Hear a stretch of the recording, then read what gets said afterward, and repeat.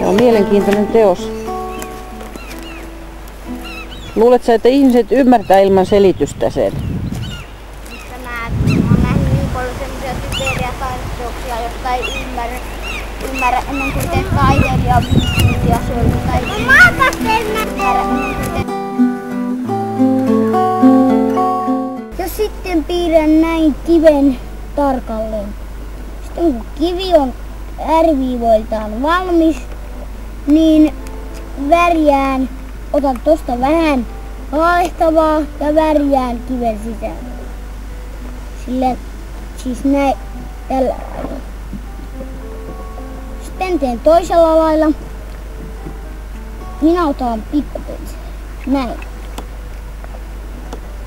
Sitten otan mustaa väriä.